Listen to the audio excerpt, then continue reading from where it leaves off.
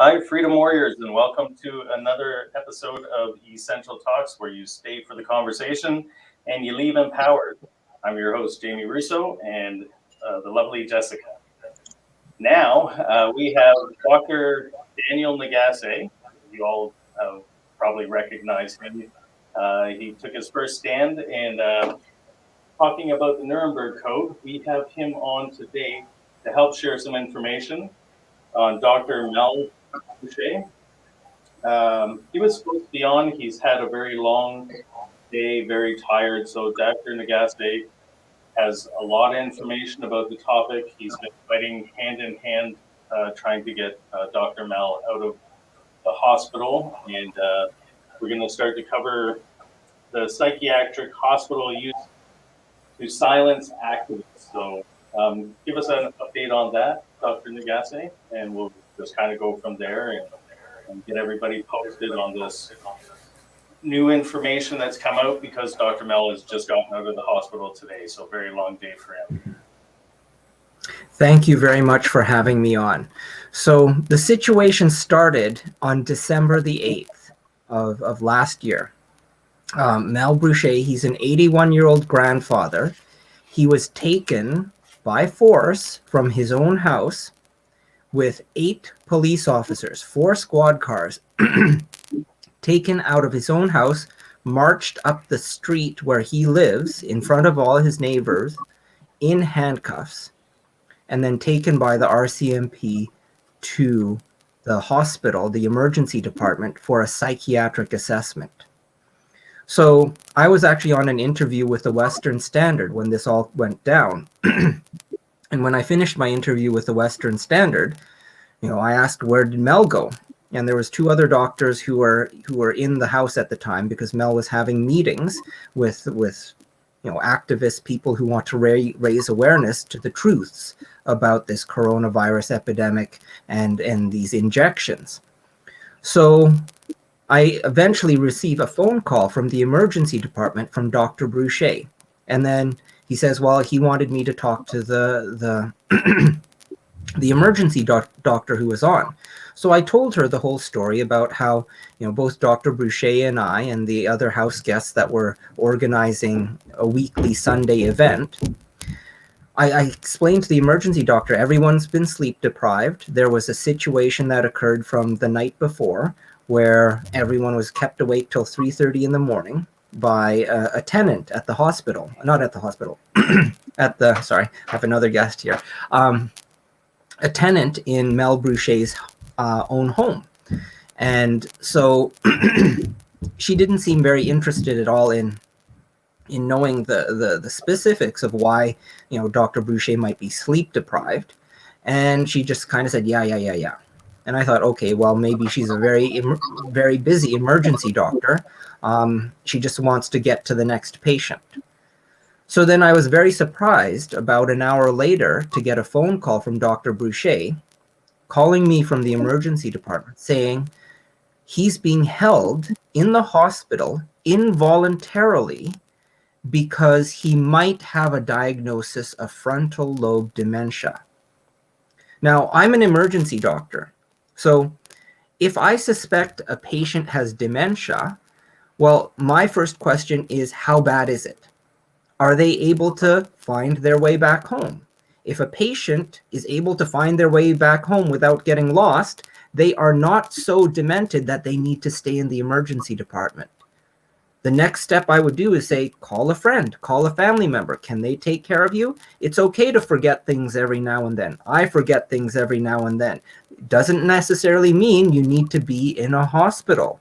Forgetting things every now and then might be early dementia, or it might be normal. That's no reason to keep someone in hospital. But Mel told me on the phone that the emergency doctor, she was keeping him involuntarily, forcibly confined in the hospital because he might have dementia. So that didn't make any sense to me at all.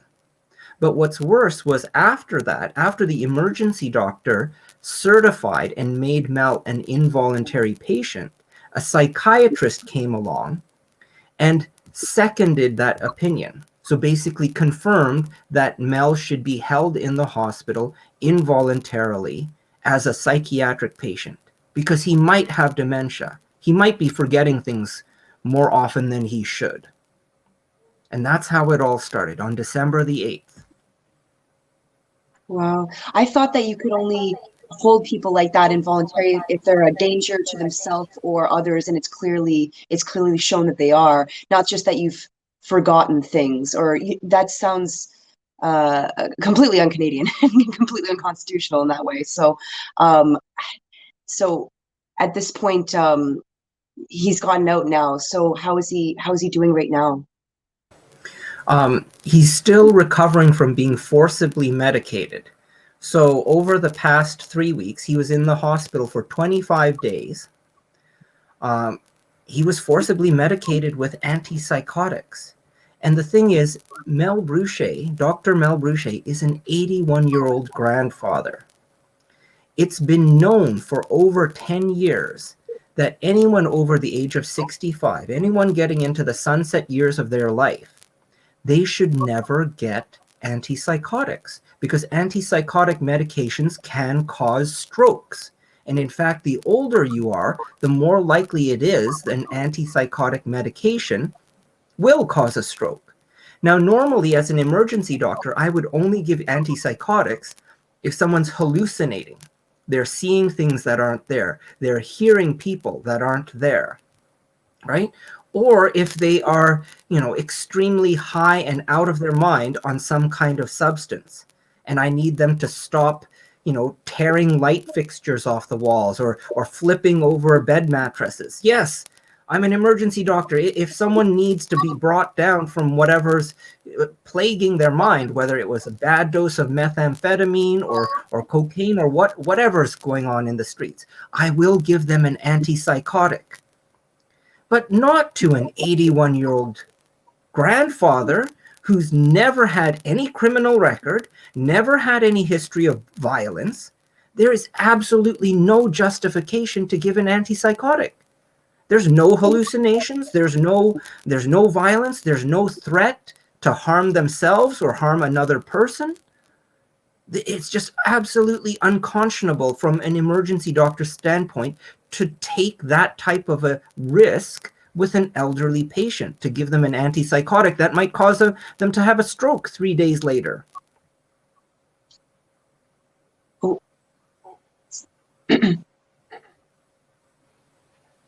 How long did they have him on the medication for? So before he started to get mini stroke symptoms, 3 days. They forced him to take the medication, and they basically said to him, you take this medication or else we'll hold you down with Paladin security guards and force you to take an injection. You either cooperate or you get bruises and we give it to you anyway. That was basically the options he was given, Dr. Bruchet. So he took the medication, and after the 3rd day, when he finally got access to the phone, because they severely restricted his access, they wouldn't let him have any access to the phone for 5 days at a time. When he first went to the psychiatric ward, they took away his cell phone. No access to the cell phone. And then a few days after that, they wouldn't even let him use the hospital phone to call friends. So 3 days after, he was forcibly given this medication called Abilify, which is also called aripiprazole. He started to have slurred speech, and he had trouble remembering names. So in medicine, in emergency medicine and neurology, we call that word finding difficulty. So here is a family doctor. He's been a family doctor for longer than I've been alive. He's 81 years old. He just retired three years ago. He is the most loquacious, eloquent person imaginable. And all of a sudden, he can't talk straight, he's stuttering, and he's having trouble remembering words, especially names. Those, from an emergency doctor standpoint, are signs of a stroke. And this is 3 days after he started an antipsychotic medication. And so at that time, I asked for the emergency department to give me the name of the neurologist on call. And the neurologist on call, I think it was either Dr. Wang or Dr. Wong, they went up and they assessed Dr. Bruchet to see if he had a stroke after being forced to take an antipsychotic medication. Unfortunately, the neurologist at the time refused to disagree with the psychiatrist. It was this, oh, we're both specialists, we're not going to make each other's lives difficult, we'll just kind of ho-hum and go along with each other. And that, to me, as an emergency doctor, is extremely offensive, because this information has been out for more than 10 years, especially in the cardiology literature, which is talking about heart attacks that might be increased with antipsychotic medications. The neurology literature that says, yep, we did notice a significant increase in strokes after patients were given antipsychotics. And of course, because the emergency doctor has to know a little bit about everything, it's in the emergency medicine literature as well. The danger of giving an antipsychotic to an elderly person. And yet, for some reason, 3 psychiatrists in the North Vancouver hospital, which is Lionsgate Hospital, all decided that, yep, it's okay to give someone who's 81 years old a medication that might cause them to have strokes. So, given what you've said about that there's really the dangers around giving this medication to someone of that age, as well as the lack of justification given his behavior for that type of medication, and the way that what you explained with psychiatric hospitals being used to silence activists, what do you feel was the reason behind that? Do you feel like it was to potentially build a case to discredit him, basically, and have this as a marring of his not to say reputation, but his ability to present logical cases and things like that? Why would this happen?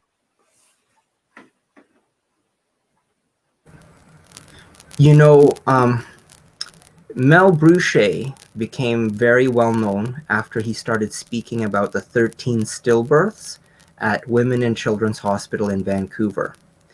And I think, given the agenda that we see happening all around us, it would be awfully beneficial for people who are trying to profit off of these injections, the most dangerous injections in the history of medicine. If they could try and craft a story, it's like, oh, you don't have to listen to anything Dr. Bruchet said. He's just a crazy, demented old grandpa. See, he's in a psychiatric hospital. And even worse than that, if they could mentally impair him with an actual stroke by giving him medications that cause strokes, so that when he finally leaves the hospital, he's not his usual self, he can barely speak, then that would do an incredible harm to all the awareness that Mel has been working over the past 3 months to bring awareness to stillbirths and side effects from these injections. And that actually brings me to the topic of the RCMP. After I had heard from Mel, when he was able to sneak a phone from one of the other patients who was still allowed to use the phone on the psychiatric ward, he called me and he had the slurred speech, the word finding difficulty. I got in touch with a lot of his supporters. And I also contacted the Mounties for Freedom officers and RCMP support group. And they suggested, RCMP officers are allowed to do wellness checks, especially if there's suspicion of abuse. And of course, me being a doctor, now I had a suspicion that the psychiatrists were abusing Mel Bruchet by giving him a dangerous medication. So I sent a message to the RCMP. I think I sent it as an email asking them to do a wellness check. And we had a dozen other of Mel's friends and family call the RCMP asking them to do a wellness check because they suspected abuse of the patient while he was in the psychiatric ward. And guess what the RCMP said? No, he's already under the care of a doctor. He does not need a wellness check. So what are people supposed to do? If law enforcement refuse to investigate assault, and assault is when you give someone a medication that they don't want to take that can cause them harm. That is assault. What are people supposed to do when law enforcement refuse to investigate or even look at a case of assault because it's happening in a hospital, because it's nurses and doctors who are committing this crime? What are people supposed to do if law enforcement won't even look at it? Yeah, that's a really good question. So, I mean, it has a lot of people kind of shaking their heads. Just this whole scenario, like it's you got to pinch yourself sometimes and ask, like, am I really still in Canada anymore? Just all the stuff that's happening, we're watching it left, right, and center. So we are so happy that Dr. Mel Bruchet is safe, and you know, you're a good man. You've got him a lot of support. I know he has support, but it's individuals like yourself that are going to keep the rest of us safe and going. And hats off to you, Dr. Daniel Nagase, for all the work you're doing. And I do know, was Dr. Bruchet involved with serving the RCMP with the investigation on what you served in as well? Mm-hmm. Yes, that was November 11th on Remembrance Day. Both Dr. Bruchet and I, we wrote police files to complain that we suspected there was a crime going on in the government of British Columbia, where the health minister, the premier were all involved in a financial conflict of interest by pushing a product, which is the Pfizer vaccine or the Moderna vaccine, and then profiting off of sales of that product because that product makes the share prices of Pfizer or Moderna rise in value. And that's something that a lot of government officials, even healthcare professionals, doctors own Pfizer stock. It's a part of their mutual funds. So many people have that as a part of their RRSPs.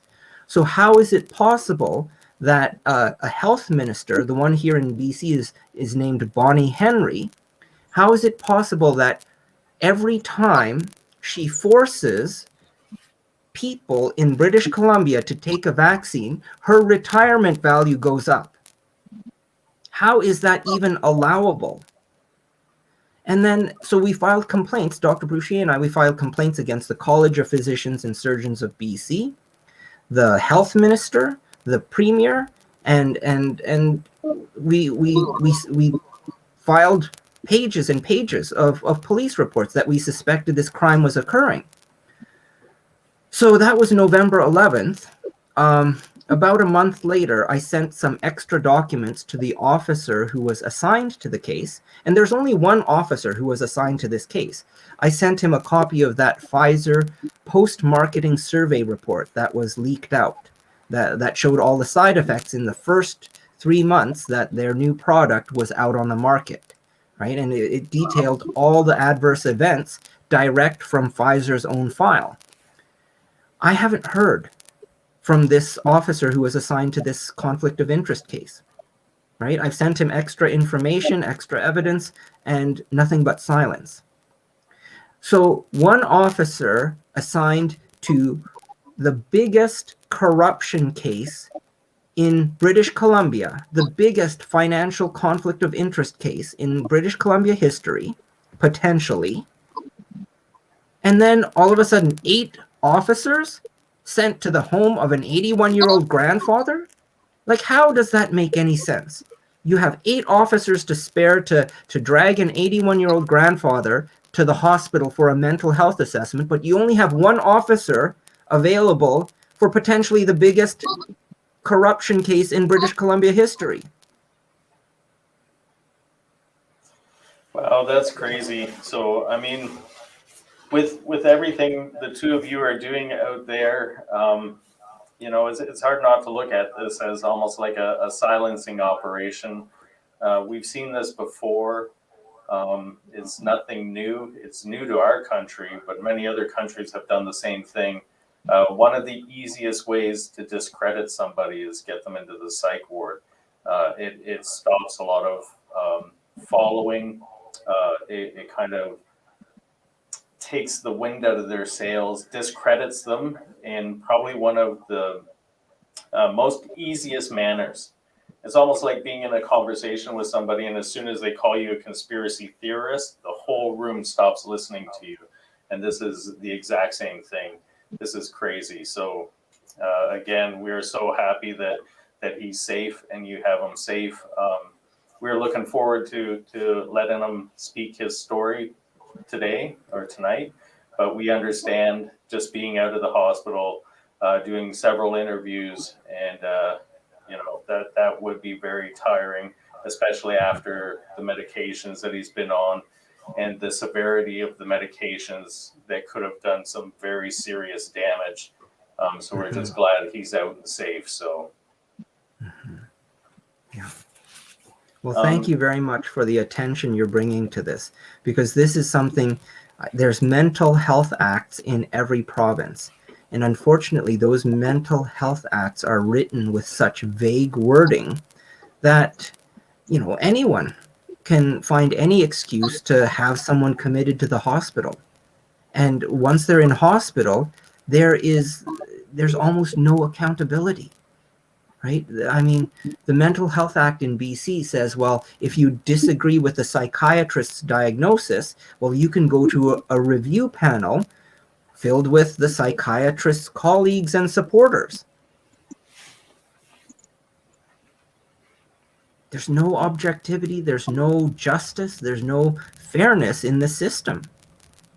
I honestly, I can't believe that our taxpayer money goes towards silencing people trying to bring out the truth. Like, I mean, like at this point in time, I shouldn't be surprised anymore. But to this degree, I'm like, I can't believe that this is Canada. I'm still in a bit in shock here. I apologize. This is flooring.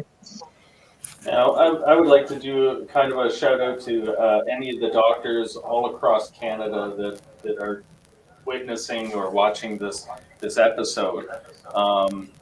There was criminal investigation that was brought up. Do you have the paperwork for that, Dr. Daniel, that people could get their hands on, look at, and start filing in every province? Because I'm pretty sure this goes right across the board to give information how to look up whether the premiers and the health ministers' pockets are getting fat in their retirement funds, and just how to file them and get them in so that we can get this ongoing investigations in every single province and territory across Canada. Dr. Bruchet and I started out with just a police report. So it's the same kind of police report that you would file for like a stolen car or a house break-in.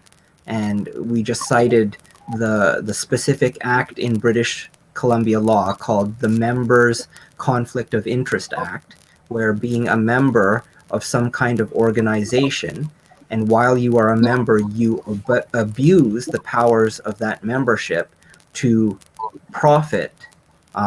So, for example, in the situation of government, right? You're a member of government. You're a member of parliament. You're a health minister, and then you're abusing that position as a member of a certain organization to profit off of other people. So that's the way the wording is in British Columbia's Members Conflict of Interest Act. But I'm sure there are other conflict of interest acts that are worded slightly differently in every province. And so basically what Mel and I did was we gave the politician's name or the executive director or the registrar of the College of Physicians and Surgeons name and said, we, as a citizen, suspect this person for having profited unduly and violating the Members Conflict of Interest Act. And so from that point, then the RCMP actually has to show some interest, because as citizens, we can't go into, another person's bank account and say, hey, Royal Bank, or hey, Bank of Nova Scotia, show me all the financial records of the health minister, Bonnie Henry, right? They won't let you have that information. So then it has to be a legal process that involves an attorney general or a prosecutor saying, yes, the circumstantial evidence does show that this is a very harmful injection. Why is it that a health minister is promoting something harmful? Is there potential for profit here? And then they have to get a warrant that allows them to have access to the financial records of the suspect. But it first starts off with having a suspect, right? So that's the beginning, and we're still stuck at the beginning, right? All we've done so far, and we're still waiting for the RCMP to show some motivation with this case, is this is the suspect, this is the suspected crime, please investigate. Because as citizens, we can't go into banks and investigate ourselves. I have a question as well too. For any of the newer people tuning in right now, do you mind if you know? You'd mentioned Dr. Mel was a family physician. Do you have any more details on his credentials a bit more, just so we can help our audience understand his background in the medical field and community, as well as if you do have any details of how he was made aware of the stillbirths? I'm very curious about that. So Dr. Bruchet started working in the 1970s. So he's been a doctor longer than I've been alive. He's been a full-service family doctor. So he did emergency department work. He's worked in obstetrics. He's seen everything a family doctor would see back in the day when family doctors did everything. They delivered babies. They worked in the emergency department. They were on call. They were surgical assistants. Basically a jack of all trades. And, for the lack of the better words, you also have to be a specialist of all trades, because there aren't enough specialists, especially in the 70s and 80s. So the family doctor also had to be a specialist of all trades. So because Dr. Bruchet's been working for so long, even though he was in North Vancouver, which is a suburb of Vancouver, but it's literally just a 15-minute bicycle ride over a bridge, he has contacts throughout the medical community. Doulas, midwives, specialists, psychiatrists, obstetrician, everyone involved. Physiotherapists, chiropractors, you name it. Dr. Bruchet, because he's been working for so long, knows practically everyone. So how the information came to his attention was Dr. Bruchet was hosting a gathering for all the activists one weekend, right after one of his rallies on Sunday.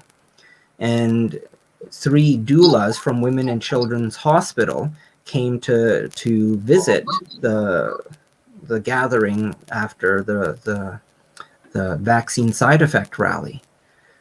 And the 3 doulas, they told him, he's like, yeah, well, speaking of vaccine side effects, in mid-September, there was a day when there was 13 stillbirths in 24 hours. And Mel was like, what? And they confirmed, the 3 doulas confirmed the story with Mel. And then so ever since, Mel and I have been trying to get actual data information, but Women and Children's Hospital of Vancouver is not giving out the data, right? These are vital statistics that, as taxpayers, we pay for the hospital. That information belongs to us, right? And so how is it possible that hospital administrators can say, nope, you're not allowed to have that information. That's private information. We have to keep it under lock and key, and you're not allowed to have a copy of it. But that's the resistance we're seeing. And we're even seeing hospital administrators at Vancouver Coastal Health flat out lie and say, oh, that never happened, right? And this is another thing I've noticed, especially with Dr. Bruchet. There was times myself or one of Dr. Bruchet's other friends would call the psychiatric floor of the hospital, and we'd say, oh, can we please speak to Dr. Mel Bruchet? And whoever answered the phone, the nurse or whatnot, would say, oh, there's no Melvin Bruchet here in the hospital. they have the staff at this hospital have no qualms about just lying to whoever's talking. They'll just pretend Mel's not there, even if he's standing at the nursing station saying, is this phone call for me? I've been waiting for a phone call. This absolute dishonesty from hospital administrators and hospital staff, it's sickening. Well, if there's no recourse or consequence, then anybody can get away with anything. It's almost free game at that point, which is absolutely terrifying, especially coming from the medical community, where it's you go there with your heart in your hands, being like, "Please help me," and you expect them to have your best interest at heart and patient advocacy. And what we're getting here is something that it's out of a Stalinistic nightmare. So thank you for answering that. I appreciate that. Is there any way to submit, freedom of information request or any kind of recourse to really get more information?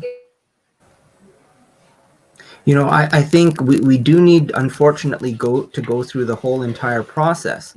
But, it seems to me that the freedom of information legislation and if you don't get what you want, or if you get denied your freedom of information request, then you have to go to the provincial ombudsperson, and then they have 3 weeks or a month to adjudicate whether or not your freedom of information request was unjustly denied.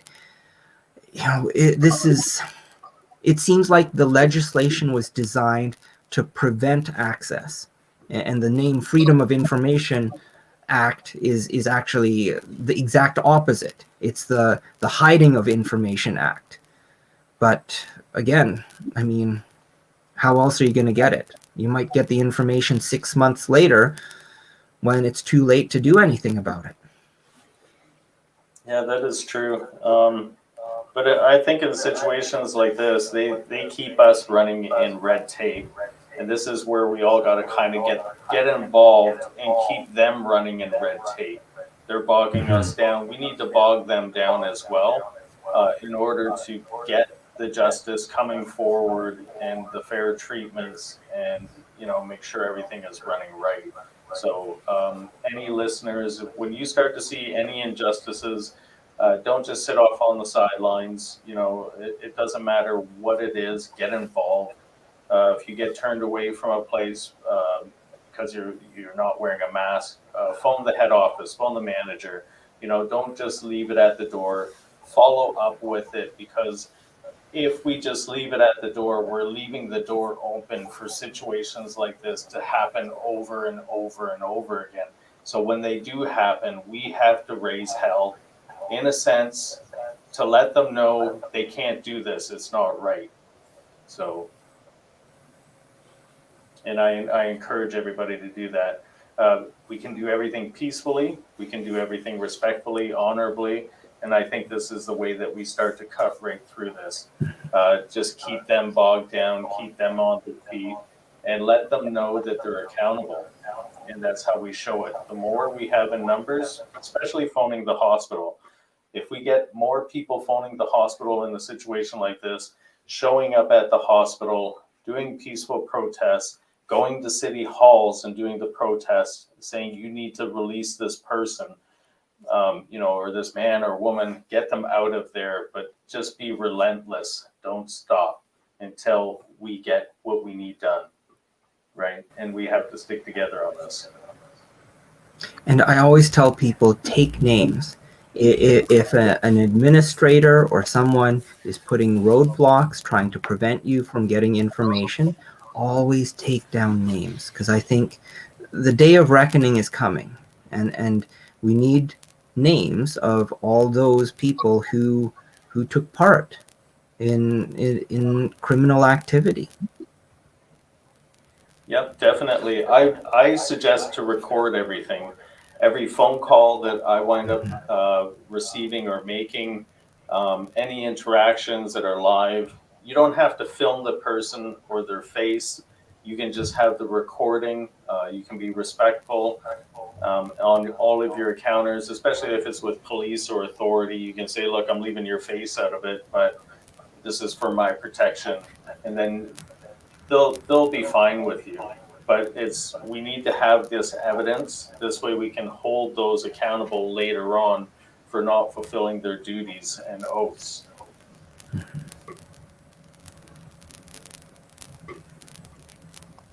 So at this point, in regards to kind of next steps, I know that Dr. Mel just got out today, so really probably haven't really considered too much in terms of next. But have you guys discussed anything that any ways to go about this to try to get some kind of, you know, justice? I don't know what else to say. Yeah. Well, I think we're taking things one day at a time. But we know the psychiatrists who are involved with this. We know the staff who've been involved with this. This has been going on for almost a month. And, you know, I mean, for what it's worth, I'm going to be writing college complaints, complaint to the College of Physicians and Surgeons about the fact that psychiatrists were administering medications that are known to cause strokes in someone who's 81 years old. So, thank you very much. Sorry, I'm missing out on dinner here. Who are you talking to? Oh, This is Jamie Russo. how are you? Jamie. I'm This is Jessica. Jessica, yeah. So this guy has been working honestly nonstop, like since 6 a.m. He is the most wellness warrior, true-hearted doctor I've ever met. And I'm just feeding him some food. So Yes. there you go, sir. Some Thank food, you. sir. Thank you very much. Yeah. Nice to meet you, Jessica. That's so nice. It's nice to see that you have a good support system going on over there, and that they're keeping you fed and healthy in this during this struggle here. We did have a question from the audience. I'll give you a couple minutes to get a couple bites in though. But we're asking, since they have medicated Dr. Mel unnecessarily, is there any chance you feel that they could have injected Dr. Mel with anything other than the medicine that you advised, such as potentially the cove jabs or anything like that, maybe potentially even against in secret without anyone's knowledge, which is again hard to say, but are you aware of that, or is that something that you feel like was a possibility or not? That certainly is a possibility.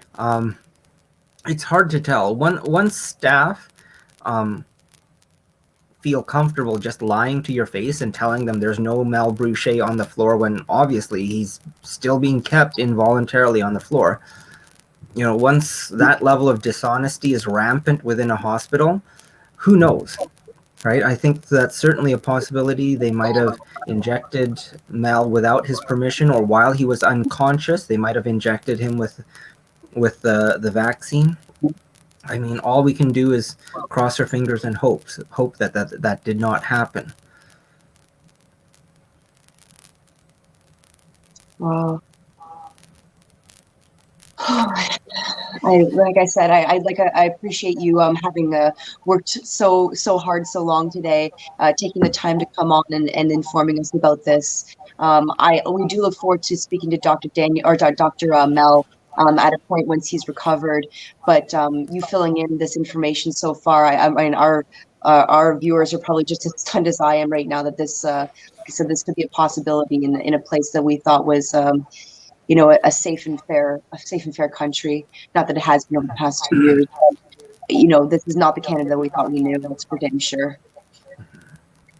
We have another question here. So they're saying people can place criminal charges right to the courts without filing with the RCMP. People need to start doing this. Extortion, intimidation, conspiracy to commit murder, etc. That's absolutely right, Adrian. We definitely people can place those charges. So I don't know how that's. I'm not sure. I'm in Ontario, and so I think our system is a little bit different versus using the RCMP. But yes, I mean, again, too, this is something where the power numbers. the more that we group together, the more that we're pushing en masse. This is where we can actually make a difference. And also, actually, just a quick question too. How was it that you were able to get Dr. Mel released? You had mentioned earlier about some issues with, being able to getting him out and everything. So I'm just curious how you eventually did do that. So I can't talk about too many specifics, but his Okay. daughter did sign him out. Okay, that's nice. That's good. Oh, and let's see here. So, Jamie, did you want to tackle this one? Okay, it's from Isla, I believe, Leela. Dr. Mel was released from hospital. Phew. I guess that's very worried. Please give my best wishes and regards to him. So that's very nice of you, Leela, to give your best wishes. We all right now that know the situation are giving our best wishes to Dr. Mel. So, and we can see he's in good hands. We've already watched Dr. Nagase being fed and watered. So he's in a good place as well. So this is good. Very long day, as we heard, from 6 a.m. already. And what time is it there in your time, Dr. Nagase? It is 8:41. Sorry, I thought it was an hour ago. So time flies for me. Yeah. So you're going on a 14-hour work day. So yeah, that can be pretty intense all in itself, especially with high emotions and all kinds of stuff, right? So I guess I'll do the Well, next thank one. you very much for having me on. Yeah, no I problem. really appreciate you guys having me on, especially on short notice. Yes. And hopefully the next time we see each other, I'll have Mel Bruchet here with me. Yes, You that can sounds great. talk to him as well. Yes, well, yeah, we'll All let right. you go for now. That was an exhausting day for you, and again, you're extremely articulate, even 14 hours into an incredibly long and emotionally trying day. So again, you're absolutely fantastic. Thanks so much for coming on. Our viewers really appreciate it, and just having this updated information so quickly was very fantastic. Thank you so much. Yeah, thank you, Dr. Nagase. Have a great night, and we'll talk to everyone later. We'll see you next time. Thank you very much. Good night.